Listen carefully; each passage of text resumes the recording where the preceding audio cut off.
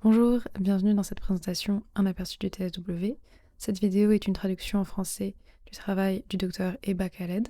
Nous utiliserons ici le terme anglais TSW qui signifie Topical Steroid Withdrawal en anglais, et en français on pourrait le traduire comme le sevrage de corticoïdes. On référera ici au terme de corticoïdes, corticostéroïdes, cortisone, hydrocortisone. Ce sont des synonymes et tous ces médicaments ont les mêmes effets. Un grand merci à toutes les personnes ayant contribué au projet en acceptant de partager leurs photos. Voici le plan de la présentation. Attention, certaines images pourraient heurter la sensibilité. Donc le docteur Eba Khaled est en sevrage depuis juin 2017. Elle est dentiste diplômée en biologie médicale et ses deux parents sont docteurs. Son parcours avec le TSW commence enfant avec de l'eczéma moyen au niveau du creux des coudes. Une crème d'hydrocortisone 0,5% lui est prescrite, ses parents étant médecins. Ils respectent les consignes à la lettre. Malgré tout, une réaction au traitement arrive, des éruptions brûlantes et grandissantes d'eczéma. Elle utilisera de l'hydrocortisone de plus en plus forte pour calmer les éruptions pendant 15 ans de façon épisodique. Elle passera ensuite à du protopique pendant 10 ans. Donc elle arrête le locoïde en 2007 et passe au protopique. Elle arrêtera le protopique 10 ans plus tard en 2017 et commencera un sevrage long, sévère, du corps complet. Sera alité pendant 3 mois, confinée pendant 2 ans. Son diagnostic de TSW sera donné en mars 2019 à 21 mois de sevrage. Elle est aujourd'hui, donc en décembre 2020, à 42 mois de sevrage et à 80% de guérison. Corticoïdes et topical steroid withdrawal. Les corticoïdes sont naturellement présents dans le corps. Ce que nous présentons ici sont les corticoïdes synthétiques que l'on peut retrouver sous plein de formes différentes. Généralement, les corticoïdes topiques sont utilisés pour gérer les éruptions eczémateuses. Un petit historique sur les corticoïdes. Donc dans les années 50, l'hydrocortisone est utilisée pour la première fois et on se rendra compte vers les années 80 que les corticoïdes ont des effets de dépendance et des effets secondaires de sevrage. Aujourd'hui, malgré tout, c'est largement non reconnu et ignoré qu'il existe ces effets. D'après les statistiques, seulement 10 à 15% des personnes développent un TSW, mais on peut se douter que ces valeurs sont biaisées étant donné que les médecins ne le reconnaissent pas. Des patients sont toujours sous traitement ou des personnes ont pu traverser un TSW sans même le savoir. Peu de financements sont consacrés aux études sur le TSW, les fonds vont plutôt vers des solutions pour contrer les effets du TSW. La plupart retardent et ajoutent des symptômes au sevrage de corticoïdes. On rajoute que chaque médicament comporte des risques et des effets secondaires. Voici à quoi peut ressembler un TSW. Un peu de terminologie. Donc, Topical Steroid Addiction, TSA, est à séparer de Topical Steroid Withdrawal, TSW, et le Red Skin Syndrome, RSS, peut être traduit en français comme le syndrome de la peau rouge. On note que le sevrage peut survenir à partir de corticoïdes non topiques. Et voici un exemple des premiers stades de TSW, et à droite, un stade très avancé et qui ne répond plus aux corticoïdes initialement prescrits. Il s'agit de plus que seulement de la peau rouge, on identifie beaucoup d'autres symptômes. En voici quelques-uns. Et ce processus de sevrage est très différent suivant chaque personne. En moyenne, la guérison se fait en mois, voire années. Tout le monde n'aura pas le même parcours, les mêmes symptômes, la même gravité, et ça ne se manifestera pas sur les mêmes emplacements du corps. Pour la majorité des personnes, durant un certain temps, ce processus est très invalidant. Les effets des corticoïdes peuvent être observés sur des parties du corps différentes que celles traitées. C'est une guérison non linéaire dans laquelle on observera des inflammations lentes versus des inflammations rapides, et parfois un côté plus qu'un autre, comme on voit sur cette photo. Ces inflammations seront sous forme de cycles qui dureront entre des semaines et des mois. Elles s'espaceront de plus en plus jusqu'à s'arrêter complètement. Les premiers stades du TSW. Donc, symptômes d'irritation moyenne peut ressembler à l'eczéma, comme on le voit sur cette photo. Petite rougeur, inflammation, démangeaison, des petites poches remplies de fluide clair, cerclées en rouge. Voilà, la différence de l'évolution de cette inflammation. Ça peut aussi ressembler à de la kératose pilaire. Voilà, on voit que ça se résorbe tout seul au fil du temps, sans intervention médicale. Encore un exemple d'évolution.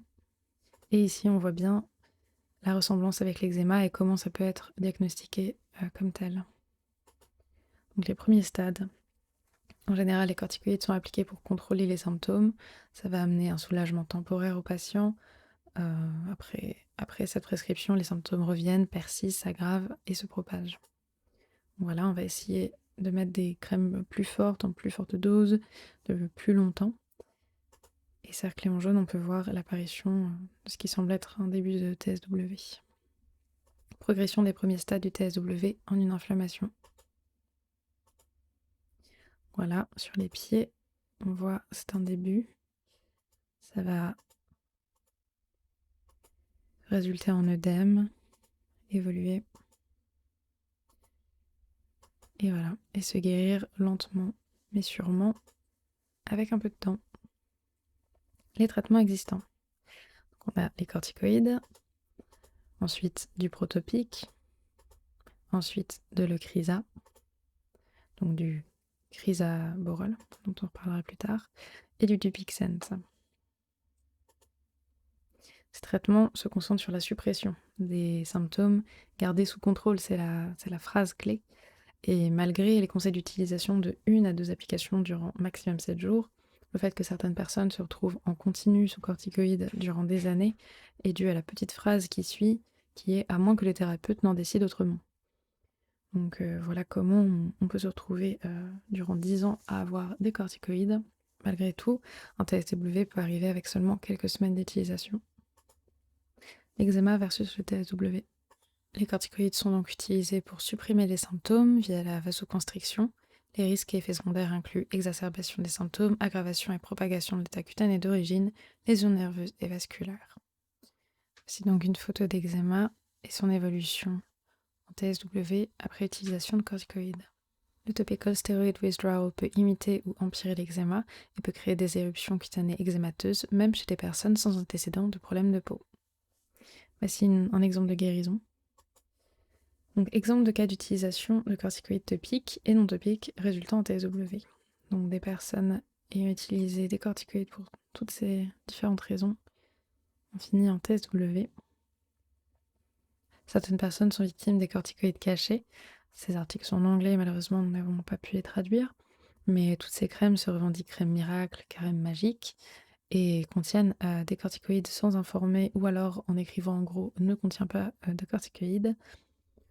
On voit ici par exemple cerclé en rouge Miracle Creams qui contiennent en fait du clobetasol propionate qui est un corticoïde extrêmement puissant et donc très dangereux à laisser caché et en libre service de cette façon, surtout sans contre-indication. Galerie des symptômes. On commence par l'atrophie donc.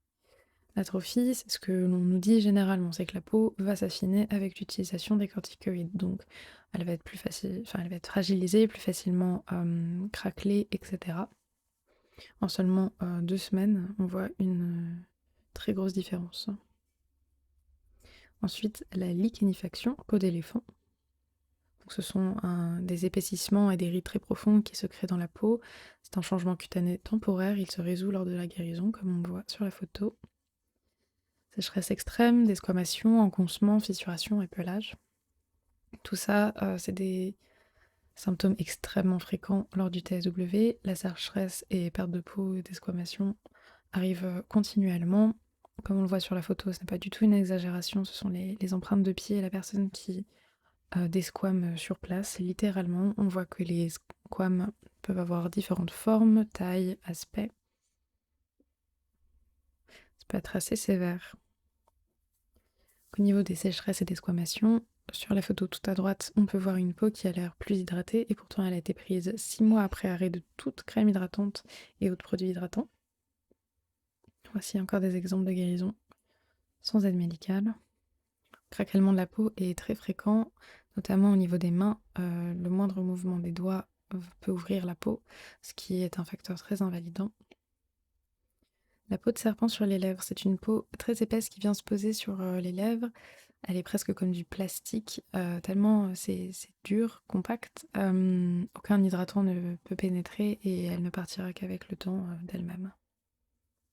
TSW, un problème vasculaire. Donc ces images thermiques ne sont pas celles des photos des personnes en dessous. Malgré tout, elles agissent comme des cartes pour les zones les plus affectées par le TSW. D'autres zones seront en dessous des seins, le nombril, les cuisses et l'aine, qui sont toutes des zones apparaissant en rouge sur l'imagerie thermique. Le rouge signifie que ce sont des endroits chauds, et ça s'explique par le fait qu'ils sont très vascularisés. Voici encore des exemples du mapping que l'on peut faire. Là, on voit bien le nez, la bouche et le menton qui sont clairs, et le reste du visage. Le torse, on voit bien sûr la photo de droite, et voici la guérison. Encore un exemple, le nez reste bien clair, et voici sa guérison. Ensuite, rougeur et gonflement le long des principaux vaisseaux sanguins et ganglions lymphatiques. Encore une fois, on peut tracer une carte des endroits affectés par le TSW avec le réseau sanguin et le réseau de ganglions lymphatiques. Sur les jambes aussi qui sont très vascularisées, on voit forts symptômes apparaître. Et pareil pour les yeux qui sont très vascularisés. Cette propagation des rougeurs et hyperpigmentation se fait petit à petit. Elle commence aux endroits les plus vascularisés et se propage de plus en plus jusqu'à recouvrir littéralement des pieds à la tête. Ces rougeurs peuvent être ressenties comme des coups de soleil. Un autre symptôme est les manches rouges, très caractéristiques du TSW. Les rougeurs s'arrêtent exactement au niveau de la paume et sont très rouges sur les peaux blanches. Ça laisse donc les paumes claires. Voici une évolution. Et les symptômes peuvent aussi arriver sur la main, dans la main. Mais tout se guérit bien. Hyperpigmentation, hypopigmentation. Donc le terme manche rouge n'est pas très inclusif. Suivant la couleur de la peau de la personne, les hyperpigmentations seront noires, marron, violette, beige, grise ou rouge.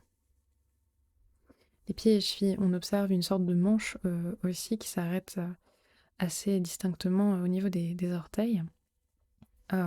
Habituellement, les personnes qui ont des problèmes aux chevilles et aux pieds n'avaient, avant le TSW, pas eu de problème d'eczéma ou autre dans ces zones. Voilà un petit panel un peu des différentes variations de couleurs d'hyperpigmentation suivant les couleurs de peau. L'hyperpigmentation est donc une augmentation des cellules de mélanine. Ce n'est pas des cicatrices, ce n'est pas permanent et ça disparaît avec le temps. Voici une évolution du TSW dans le dos. Voilà, un bon exemple aussi. Hypopigmentation, donc cette fois-ci on perd des cellules de mélanine. C'est généralement aux endroits où on a le plus gratté. Donc encore une fois, on peut faire un mapping des vaisseaux sanguins, le nez reste très clair. Et ici, un exemple parfait. Donc on verra ici, voilà, le long de la veine. Ici aussi, son œil, on voit le triangle parfait. Et le long du front. Voilà. On peut faire donc un plan littéralement de son système vasculaire. Encore un exemple, le nez est très peu vascularisé, mais par contre l'arrière du crâne est très vascularisé et comporte beaucoup de ganglions lymphatiques. C'est généralement une zone à problème. Encore un exemple de guérison. Les complications venant de la vasodilatation. Donc les corticoïdes, comment fonctionnent-ils avec la vasoconstriction ?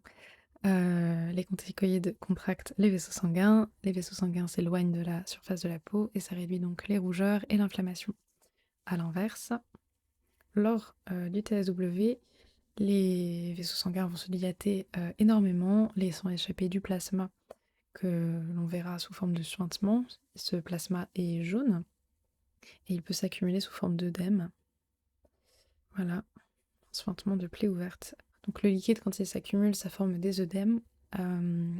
La peau est très fragile, donc le moindre grattement suffira à faire sortir du plasma. Et ces œdèmes viennent du fait que les jambes sont très vascularisées, c'est un effet de la gravité. Les liquides tombent vers les pieds et les chevilles. Voilà, ça peut être très inconfortable. C'est mis au-dessus en plus d'autres symptômes déjà compliqués de douleur, de brûlure, de démangeaison, etc. On voit une guérison. Des gonflements du visage, donc ça peut être confondu avec une brûlure, une infection, une réaction allergique, une attaque à l'acide parfois même, mais bien que ce soit impressionnant, on se rend bien compte qu'avec un peu de temps, tout se guérit sans laisser de traces et sans intervention médicale. L'esplantement, c'est du plasma, donc jaune, comme on a pu le voir tout à l'heure. Ça peut varier entre fin, clair, liquide à épais, jaune, collant, parfois un peu teinté de rouge, étant donné que du sang s'échappe aussi des vaisseaux sanguins. Une odeur assez désagréable peut venir avec, un peu métallique ou acide. Ça peut se localiser à l'intérieur des oreilles et les bouchées, ça peut aller dans le nombril aussi.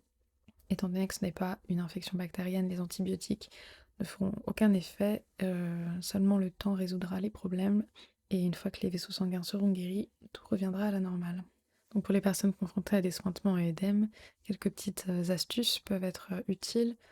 Donc surélever les jambes en journée pour éviter cet effet de gravité, dormir pas complètement allongé, la tête un peu surélevée pour éviter donc que le sang ne remonte trop à la tête. Et on remarque aussi que certaines coupures peuvent saigner plus que d'habitude, mais c'est totalement normal et ne pas s'inquiéter. On passe aux croûtes. Alors, quand ces sointements se calment, ils durcissent et se transforment en croûtes. Généralement, assez impressionnant à la vue comme cette image. Le staphylocoque doré est naturellement présent dans notre flore, mais encore plus durant un TSOBV, ce qui peut faire penser qu'il y a infection. Malgré tout, cure sur cure montreront bien que rien ne change et qu'il ne s'agit donc pas d'une infection. Donc voilà, on se rend bien compte que ce n'est pas une infection bactérienne, aucun traitement antibiotique ne sera efficace. On peut facilement désespérer et retourner vers la cortisone ou les corticoïdes, mais il faut laisser du temps au temps. Voici l'évolution de cette personne.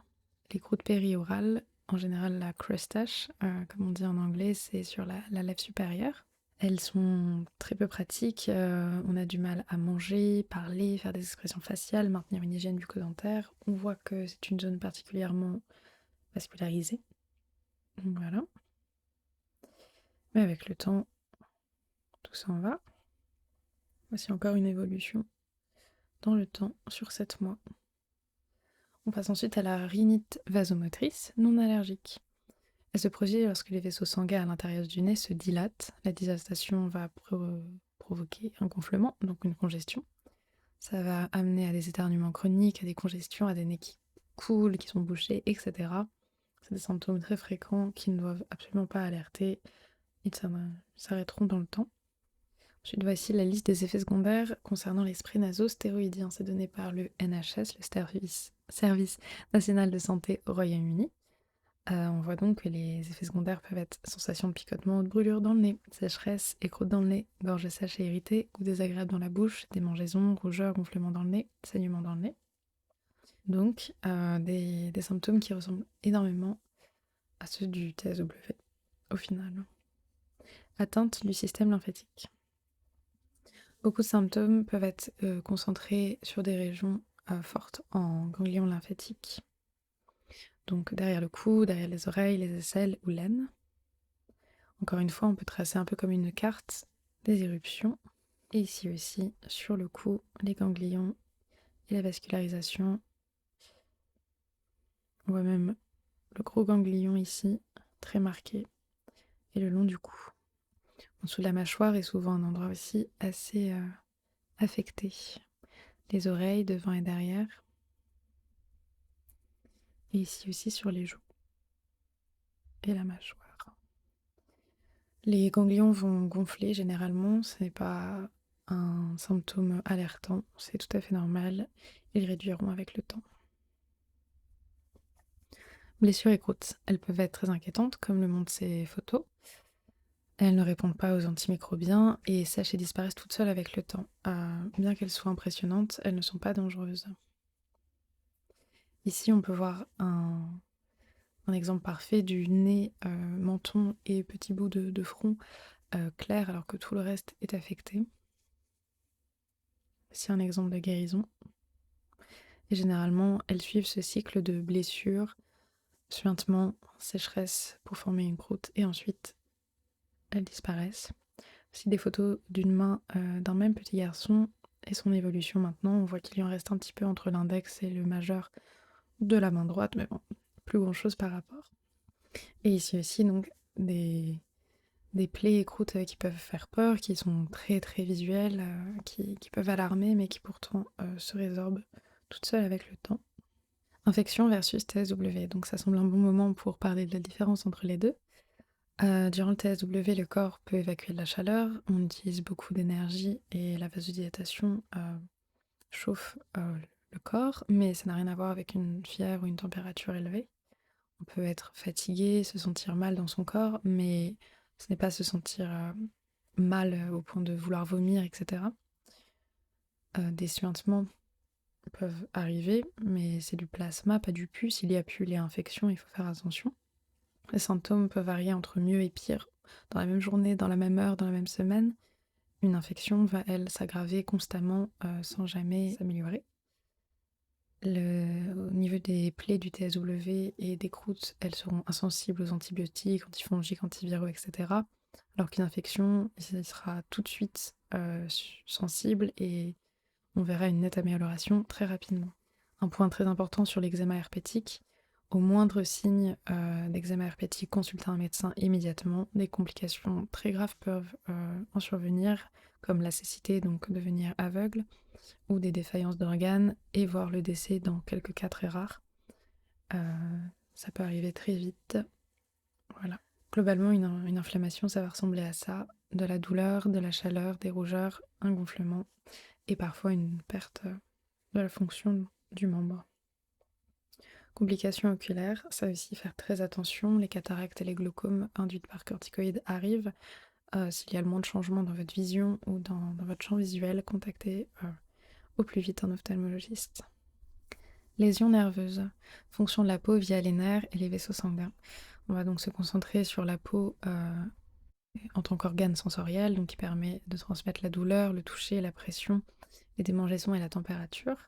Et on montre facilement après examen que chez une personne atteinte de TSW, le nombre de lésions nerveuses sont très très importantes. C'est une nouvelle qui peut être inquiétante, mais qui ne doit pas l'être plus que ça, étant donné que nous avons 1000 terminaisons nerveuses par centimètre carré, voire plus, et que c'est pas étonnant, étant donné que nos nerfs, nos artères, nos veines sont étroitement liés.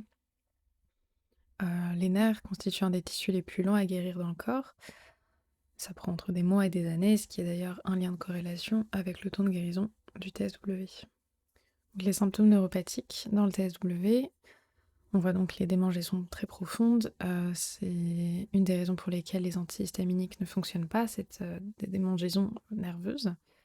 Les problèmes de régulation, de thermorégulation, les sensations de brûlure, de piqûres, de douleur, les picotements ou parfois les effets d'électrocution, c'est aussi dû à ces problèmes de lésions nerveuses. Ensuite, les engourdissements. Et on peut même carrément arriver à une sensation d'engourdissement total d'un membre, étant donné que les œdèmes appliquent une pression très forte sur les nerfs et les rendent insensibles. Les symptômes neuropathiques liés au TSW, donc démangeaisons très profondes, sudation excessive ou insuffisante, aussi peuvent apparaître, et des spasmes musculaires et tremblements. Des packs de glace peuvent être utiles contre certaines de ces sensations, en endormissant comme ça, en engourdissant les terminaisons nerveuses. Comme on l'a dit tout à l'heure, les antihistaminiques n'auront pas d'effet, étant donné que ce n'est pas une démangeaison, à moins que ce soit une démangeaison bien sûr allergique, mais dans le cas de démangeaison nerveuse, ça n'en est pas. Uniquement des analgésiques comme le paracétamol ou l'aspirine pourraient aider à soulager pendant quelques heures, ou bien de la gabapentine, spécialisée dans les douleurs nerveuses, mais il n'est pas recommandé d'utiliser ça à répétition ou sur du long terme. Les démangeaisons sont inévitables, parfois insatiables. On va donc essayer de trouver des astuces pour ne pas utiliser ces ongles naturels qui peuvent facilement creuser dans la peau et être bien plus dangereux entre guillemets que des ongles artificiels ou une brosse à cheveux. On remarque aussi une hypersensibilité. Le simple courant d'air de quelqu'un qui passe à côté de vous peut déclencher une démangeaison ou des douleurs. La relation entre TSW et l'eau est très compliquée. On a souvent une première étape ou une étape dans le processus qui va être d'adorer l'eau, d'être très bien dans l'eau. Ça va soulager les brûlures, les inconforts, les démangeaisons, etc. On peut passer des heures dans l'eau, c'est très agréable. Et ensuite, on aura une autre étape où le contact de l'eau peut être comme de l'acide brûlant littéralement. On a même un visuel de peau brûlée. Ça fait très très mal, c'est très très désagréable. Voilà. On évitera donc tout contact avec l'eau et on évitera de se salir, on évitera même de se laver les mains au plus possible. Pour les enfants qui n'arriveraient pas ou ne peuvent pas encore vocaliser leur douleur, s'il vous plaît, on le fait pour eux ici, ne forcez pas un enfant à prendre une douche ou un bain lorsqu'il traverse un TSW. La douleur est très dure et très insoutenable. D'autres moyens de pallier à l'hygiène sont possibles, il faut trouver des solutions ensemble. Et ce n'est qu'une étape du processus au final. Plus tard, vous pourrez reprendre les bains et les douches de façon bien plus agréable pour vous, mais surtout pour eux. L'hydratation de la peau, c'est aussi un sujet qui varie beaucoup suivant les gens. On verra des personnes qui, durant tout le processus, utiliseront des crèmes hydratantes, d'autres qui n'en utiliseront aucune. Certaines personnes pour qui ça fonctionne très bien et du jour au lendemain ça ne fonctionne plus du tout, pour qui ça fonctionne jamais du début à la fin, etc. etc. D'une façon générale, on évite d'acheter en grande quantité. Ce qui fonctionne aujourd'hui ne fonctionnera peut-être pas demain. Et on remarque quand même qu'en grande majorité, les personnes qui n'utilisent aucun produit sur leur peau ont moins de rougeur, moins de démangeaisons, moins d'inconfort et moins de sensation de brûlure. Mais ce n'est pas le cas pour tout le monde. Les symptômes hormonaux. Le symptôme d'insomnie est très fréquent chez les personnes en TSW. On a notre système qui est complètement déboussolé, étant donné que les sources externes de cortisol ont été supprimées. Nos glandes surrénales vont avoir un peu de mal à s'ajuster, mais une fois que ce sera fait, tout redeviendra normal. Les nuits peuvent être les plus désastreuses au niveau des démangeaisons, des suintements, des brûlures, etc. On remarque d'ailleurs que dans le cas d'utilisation d'immunosuppresseurs sans corticoïdes, il y a quand même des symptômes d'insomnie, donc on peut en déduire que cela est lié aux nerfs. Cette fatigue engendrée par les insomnies peut être dangereuse dans le cas d'un travail qui demande d'être alerte à l'attention de soi ou des autres. On recommande donc de faire attention, de suspendre son activité durant les fortes périodes d'insomnie. Les troubles de l'appétit sont très fréquents. On va souvent avoir soit une faim extrême, faire de l'hyperphagie, ou alors une faim inexistante. On peut manger beaucoup et ne pas prendre de poids, on peut manger beaucoup et prendre du poids. Tout dépend des personnes. Un retour à la normale se fait malgré tout avec le temps et tout redevient normal. TSW et menstruation. On observe une exacerbation des symptômes de TSW avant et pendant les règles. On observe surtout une irrégularité des cycles menstruels. Ils peuvent disparaître, revenir, ne plus durer le même temps, etc. Problèmes capillaires. Les problèmes capillaires peuvent se voir comme une chute de cheveux, un changement dans la texture. Parfois la peau est tellement abîmée qu'elle entraîne avec elle les cheveux. On voit généralement un front qui est dégarni. Certaines personnes ont des mains trop abîmées pour s'occuper de leurs cheveux convenablement. On choisit parfois de se raser la tête pour éviter les problèmes avec les suintements, les cheveux qui collent, les problèmes de croûte. Mais la repousse capillaire finit toujours par arriver avec le temps. Voilà encore des exemples de repousse. Les étapes ultérieures. Un des derniers symptômes de la guérison est l'urticaire. Il disparaît une fois TSW complètement fini. Des pores dilatés, là où il y avait les zones les plus affectées, peuvent être aussi observés, ainsi que des points blancs. Tout disparaîtra une fois le processus complètement fini. Passons donc à la santé mentale. Ça n'étonnera personne qu'il y ait des répercussions étant donné tous les symptômes que nous venons de lister. Le gaslighting est un des problèmes que va le plus rencontrer la personne souffrant de TSW chez son médecin lorsqu'elle demandera d'autres traitements que des corticoïdes ou de l'aide. Le médecin ne prescrira que des corticoïdes, ne reconnaîtra pas le TSW.